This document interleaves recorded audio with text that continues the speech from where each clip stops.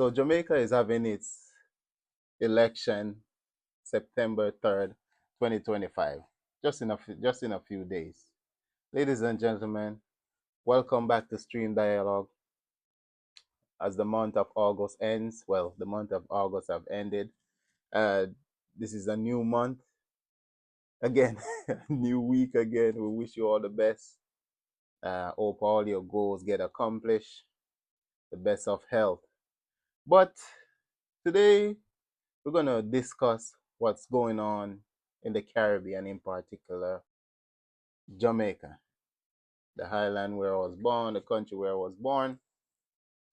And people wonder why, especially for us in the Caribbean, why we always push Pan Africanism, why we always talk about Africa. You know, I think a lot of people just don't get it. It's not just about that we look the same, we have cultural connections and so forth, but it's not just skin deep. I would say it's way more than that. It's way deeper than that. I want you to watch this small clip. This small clip. Are you truly a Jamaican? And I just wanted to just make it absolutely clear that I am indeed born here as a Jamaican. Here is my birth certificate. Interesting, is it not? It's as if we've seen this script before, right? It's as if we've seen this dance before. It's like it has been played before. In we've seen this thing, but it's funny, but it's not funny. One of the reasons why we push Pan Africanism is that we're trying to make it known that the independence that was so-called independence, the flag independence that we received during the 1960s, 1950s for some countries on the continent is that's what it is, flag independence. We're not completely independent. Did you know that Jamaica does not have a president? It has a prime minister. Yes, as you will see in a few days, the people will go on the street, the people will go to poll, they'll vote, they'll, maybe you have a few violence here and there. Things will happen, just like any other election in the Caribbean, in the continent. But this independence we had in 1962, the Jamaican Constitution was approved by the UK Parliament. 1962. That was when Jamaica received the independence. But there's something interesting. The UK Parliament approved a constitution, but the UK doesn't have a constitution. The UK doesn't have a president because the government, people vote again, just like in Jamaica, but that government is, approved, it served the crown. They like to say it is Her Majesty government. No, it's His Majesty government. In Jamaica, we have the same system, except we have a what you call a governor general. So before flag independence, before people were allowed to elect prime ministers and MPs, there was the governor that represents the queen or the crown, not the queen, but the crown. The queen was there at the time, but it's the crown. The crown is always there. The individual goes and But today we still have the governor general. And yes, the people vote for MPs. They vote for their prime minister. But yet still, for that prime minister to elect to choose a government, it has to be approved by the governor general. Therefore, the governor, the crown has to approve that government. So therefore, at the end of the day, the people's choice does not matter. Furthermore, Jamaica have two major political parties. One is called the People's National Party. The People's National Party was founded in 1938. Jamaica received independence in 1962. Jamaica received flag independence in August the 6th, 1962. But the People's National Party was created in 1938. This was even before the so-called, World War. So I want you to stay with me. The Jamaican Labour Party, which is the JLP, which is the second party, was created or founded in 1943 by Alexander Bustamante. So, and the PNP was created and founded by Norman Washington Manley. So, what's interesting about these two parties? This two party was created during colonial times, British rule, well, direct rule, British direct rule.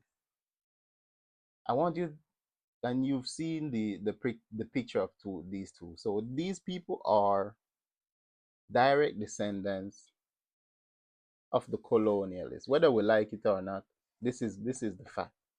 And the elite of Jamaica, the elite, those who control the economy, those who control the resources of Jamaica, are direct descendants of the colonialists. As a matter of fact, one of the things that the British did in Jamaica that still goes on today is that they created a caste system which is based on color. The darker your complexion is, go to Jamaica today, the darker your complexion is, the less privileged you are. The lighter your complexion is, for the most part, these are the people who control, these are the elites you will find. So a lot of them are actually Europeans, a lot of them are like mixed race. So they created a caste system, which is one of the few. It is one of the. It is similar to the situation in Haiti, where it's more privilege is more given to people who represent the colonialists, the Europeans. And what you can see is that these people who Bustamante ended up becoming prime minister as well. Norman Manley, he ended up becoming prime minister, and then uh,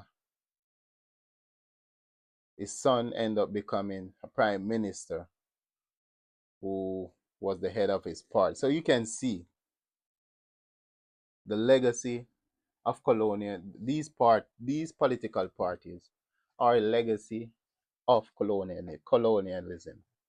Yes, they say we got independent, but these parties were around, and these elites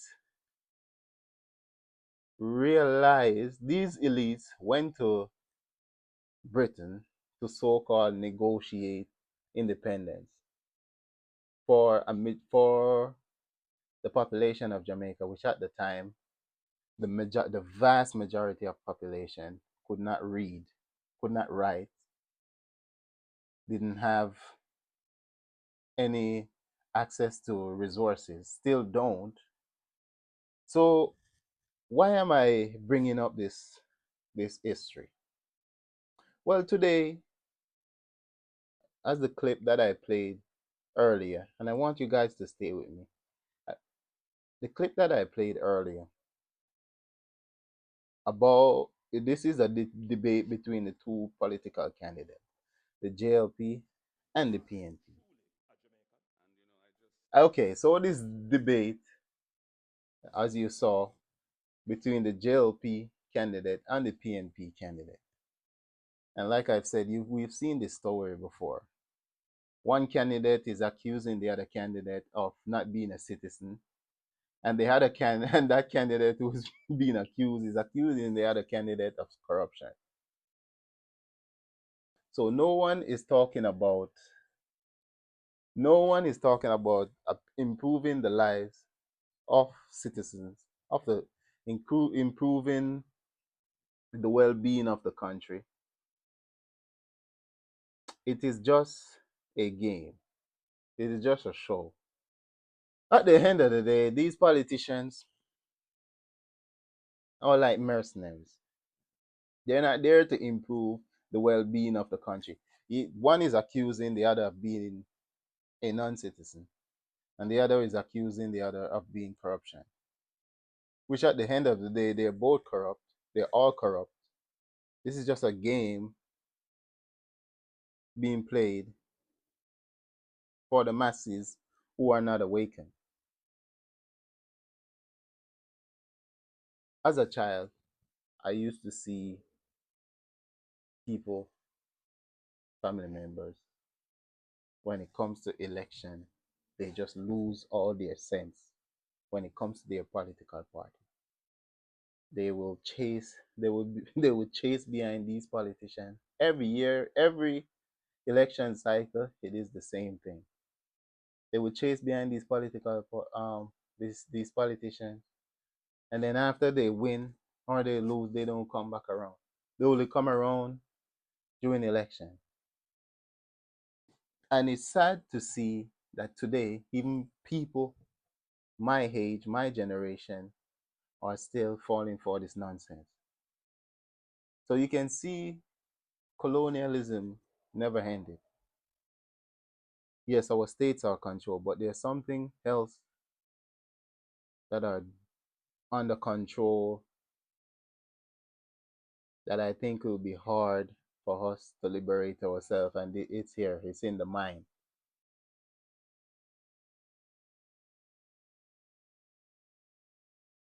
What will it take to transform a country like Jamaica?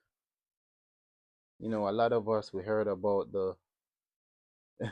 a lot of people outside of Jamaica, when they think about Jamaica, they think about, beautiful beaches, reggae music, nice music, people are happy, some people smoking and all that stuff.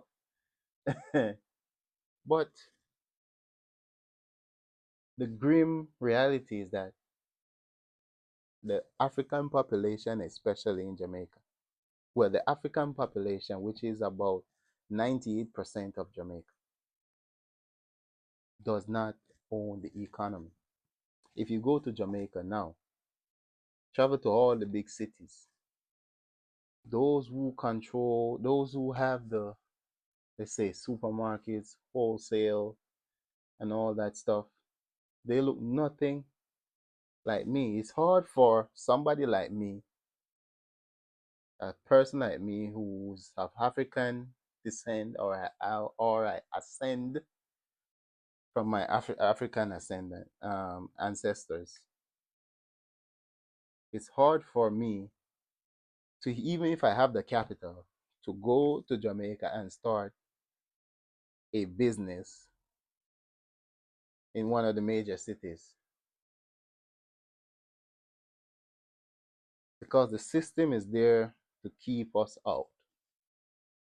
Most of the business are owned by people of Asian descent and European descent. In terms of natural resources, it is controlled by the same group of people who who own slaves in Jamaica. Most of the land in Jamaica is still considered, or prime land, is still considered to be under the crown, the British crown.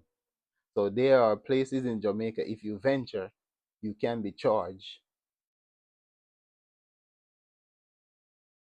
You can be charged.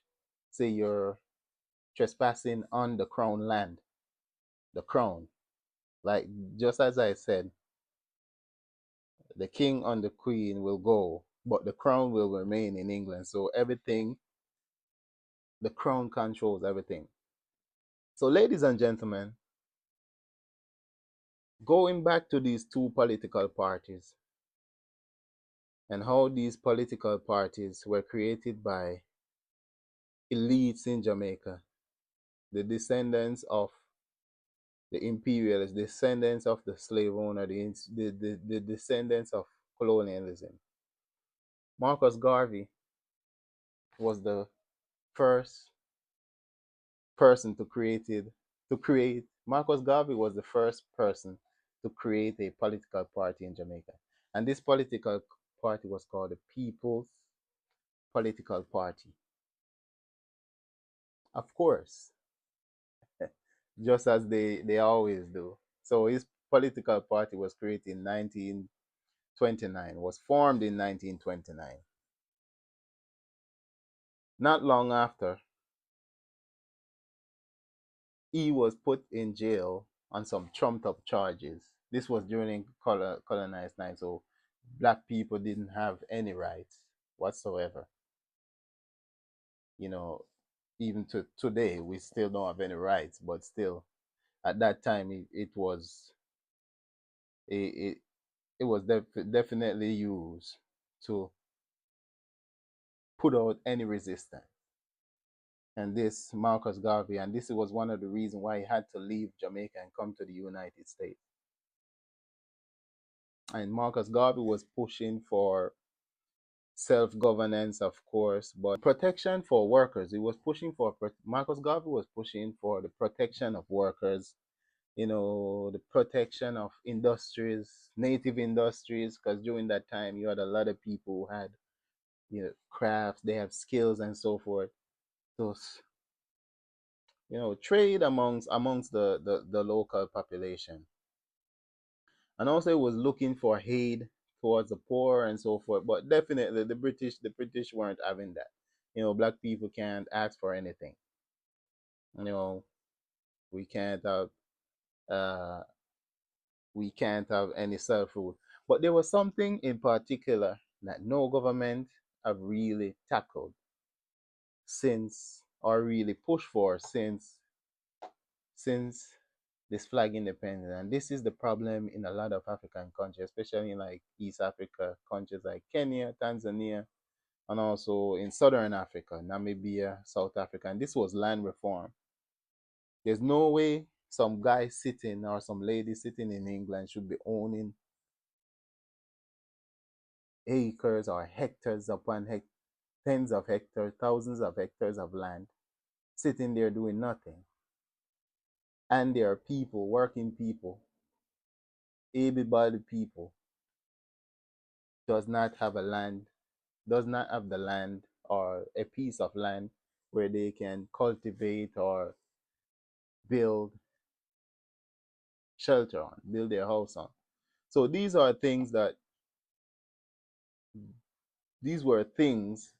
the People's Political Party was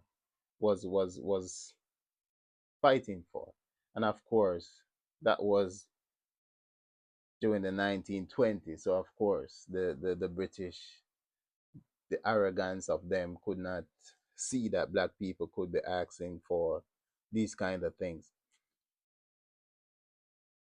But coming back to the present now,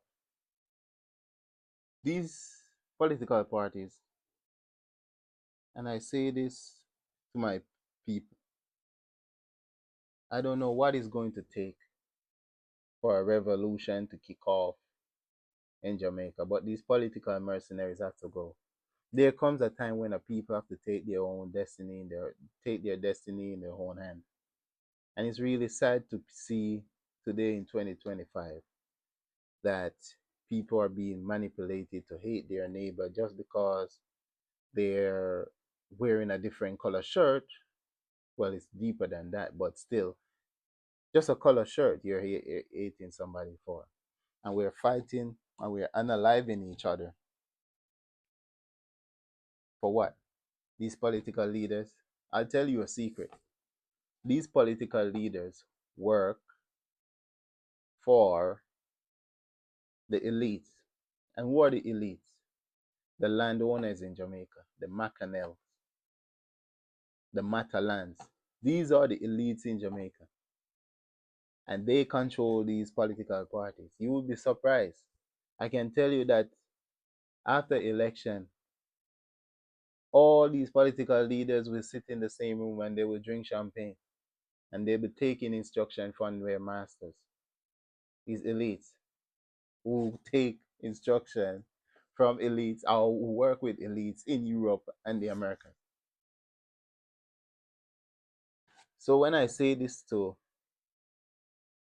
young, not just young, but people in Africa, people in the diaspora, black people around the world, that we need a global Pan African movement. This is why Pan Africanism is so scary for the elites in our countries. Because the same problem that afflicts the people in Ghana is the same problem that affects the people in Nigeria, in Burkina Faso, in Niger, in Jamaica, in Barbados, in Haiti, in Panama, in Brazil. The so-called independence that we were given is false. It's fake. So, ladies and gentlemen, fellow Africans, as I come before you today, Pan-Africanism is our way out of this suffering that we've had for centuries. Politician does not represent us. Politicians will never fight for us. Politicians are mercenaries. I will continue, or they behave like mercenaries, and I will continue to say that because they go for the highest bidder.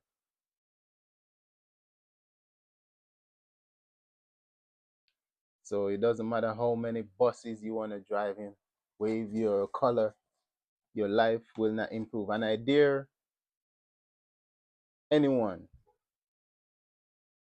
in the next 2 to 3 years, they come and show me how the people's life of Jamaica will change for the better. Jamaicans can access their beach. Many of us, we have to leave our country to even have somewhat of a livable life, something just to survive, not even live, because we've been surviving, we haven't been living.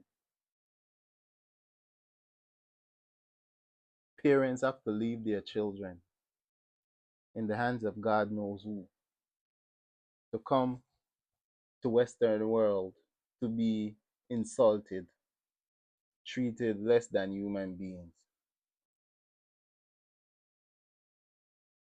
And these politicians want to run around basically putting on performance. So ladies and gentlemen, it's time for us young Africans, young Jamaicans, young Asians to get together and put our head together. We don't know how this thing will go, but we have to start a movement to demand our true independence and rights. So thank you so much for joining us.